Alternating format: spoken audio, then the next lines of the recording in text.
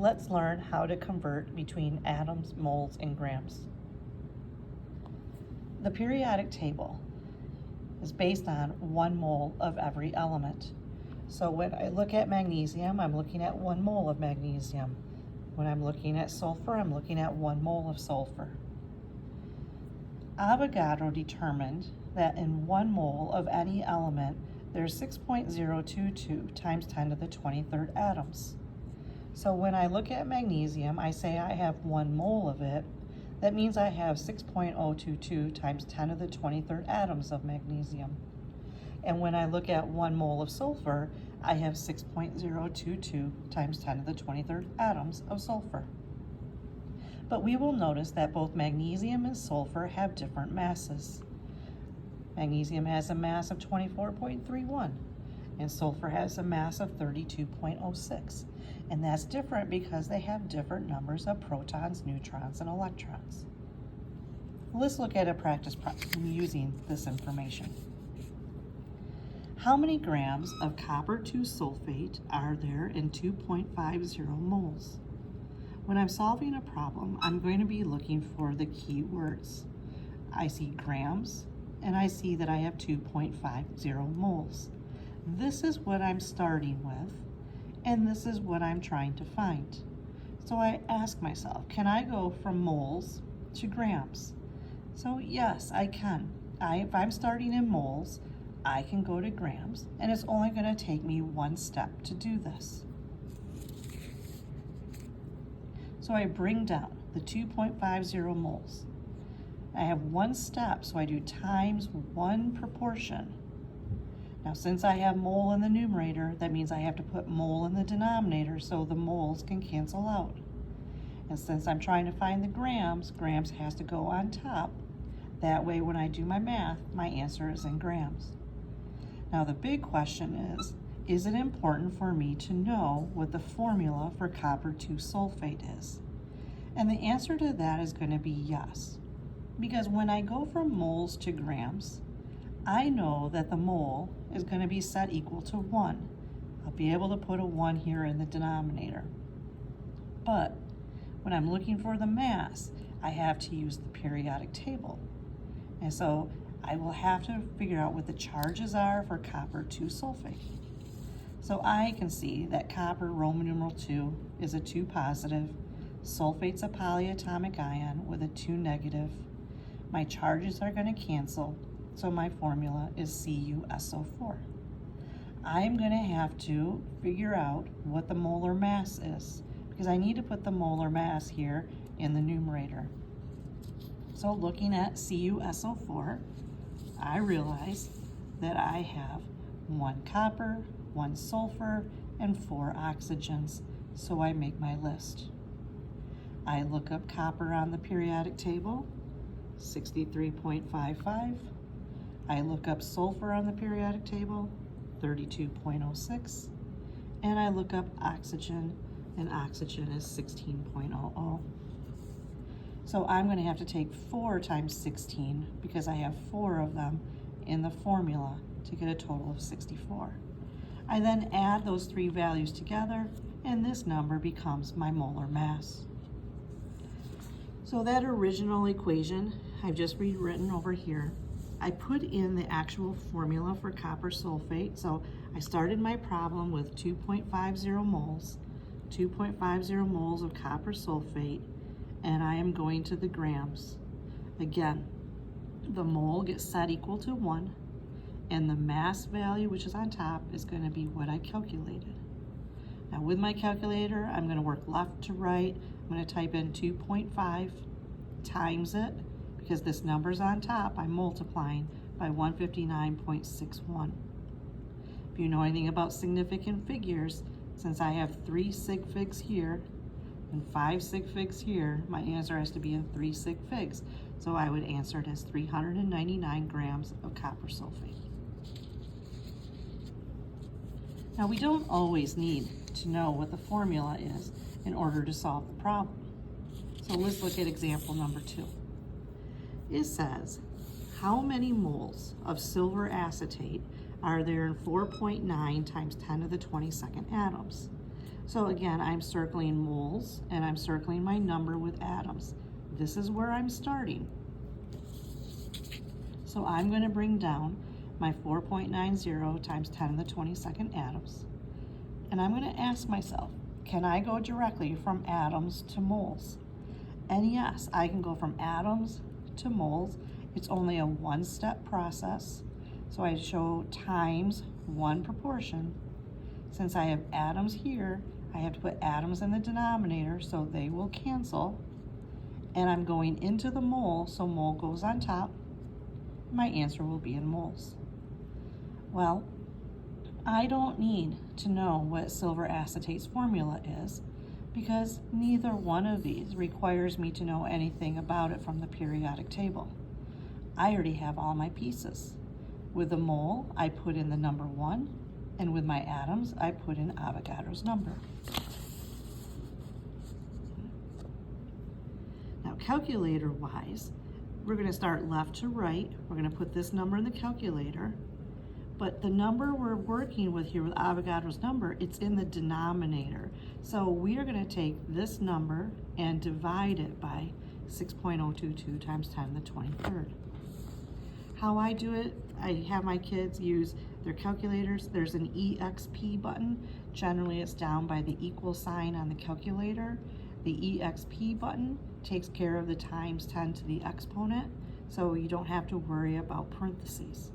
So I'm going to type in 4.9 EXP, put in the exponent of 22, divide 6.022 EXP 23, and that will give me a value on my calculator. 3 significant digits, 4 sig figs, so I put my answer in 3 sig figs. Now, not all of our problems are going to be one-step problems, and that's okay, because we just have to be able to work left to right. So let's look at example number 3. I'm circling my keywords as I read. How many grams of lithium oxide are in 7.40 times 10 to the 24th atoms? This is my numerical value. So I'm going to be starting in atoms, and I'm asking you to go to grams. So if I look at my little lineup here, I'm going to start in atoms. My atoms have to go to moles, and then my moles can go into grams. So I have 2 proportions that I have to set up here. I'm going to take what I'm given. I have my atoms. I have to have 2 steps, so I have to have 2 proportions. Since I'm starting with atoms, atoms have to go in the denominator to cancel. My atoms are going to go into moles, so my mole is going to go on top. Now I have mole on top, so that means I have to put mole on the bottom so the moles can cancel. And now my moles can go to grams, and I put my grams on top. Everything will cancel out to give me the grams. Well, this first piece here, I don't have to do any extra work with, because as I'm going from atoms to moles, I know that the mole is going to get set equal to 1, and my atoms is going to have Avogadro's number. But when I look at the relationship here between grams and moles, I know that the mole, again, is going to be equal to 1. But this mass value, I have to use the periodic table. So that means that knowing what the formula for lithium oxide is going to be important. So let's do that. So lithium is a metal, and it has a charge of 1 positive. Oxygen has a charge of 2 negative. That means I have to drop and cross. Now I have to figure out how many lithiums and how many oxygens are in the formula. I see that I have 2 lithiums for every 1 oxygen. I then have to use the periodic table, find lithium, 6.94. I have to find an oxygen, find oxygen, 16. So 2 times almost 7, 1 times 16, add them together, that's my molar mass. So I just copied it down, what I had originally. I took my 7.4 times 10 to the 24th atoms. I'm going to the mole. The mole is set equal to 1. Atoms, Avogadro's number goes in the bottom. My mole's on top, so my mole on the bottom. The mole is set equal to 1, grams on top. I use my calculated value of 29.88. I'm going to work left to right again. So with my calculator, I'm going to start off with 7.4 EXP 24. The 1 is a placeholder, so I only care about Avogadro's number. It's underneath the division line, so that means I have to divide. So 6.022 EXP 23. And then I have times. 29.88 is on top, so I have to multiply. The 1 is just a placeholder. I can ignore it. So then I hit equals. 3 sig figs, 4 sig figs, 4 sig figs, 3 sig figs. So my answer will be 367 grams. So here's one for you to try. Give it a whirl. How many atoms are present? How many atoms are present in 223 grams of iron 3 oxide? Pause it for a moment and see if you can get it set up.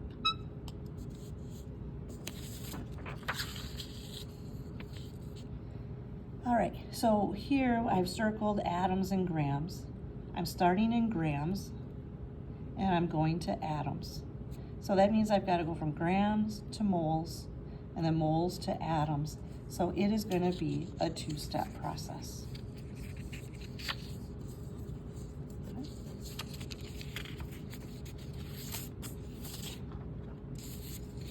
So I have my 223 grams, what I'm starting with.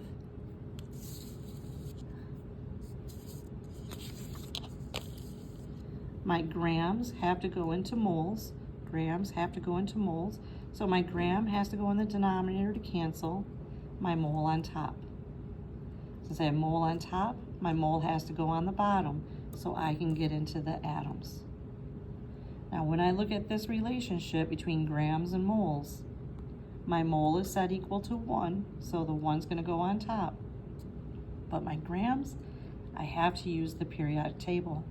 So it's going to be important that I write the formula for iron 3 iodide and calculate the molar mass. When I get to this portion, my relationship is already done for me. The mole is set equal to 1, and the atoms is Avogadro's number. The grams cancel, the moles cancel, that leaves me with atoms, which gives me an answer in atoms. So try writing the formula for iron 3 iodide. Iron Roman numeral 3 means it's a 3 positive, iodine's a 1 negative. Drop and cross. I have 1 iron for every 3 iodines. I look up the masses on the periodic table and I add them together. I take the 223 grams of iron iodine that I was given. I have moles to grams. I set the mole equal to 1. I put the 436.55 that I calculated here in the denominator. I'm looking at the ratio between atoms and moles. The mole is set equal to 1. Atoms is Avogadro. Let's plug it in the calculator. Now, whenever you are solving for atoms, your answer, if you're going to atoms, is always going to have an exponent. So don't overlook that after you plug it into your calculator. Left to right, 223. This number here is in the denominator, so I have to divide by 436.55. And Avogadro's number is on top, so I have to multiply. 3 sig figs, 5 sig figs, 4 sig figs, so my answer is 3 sig figs.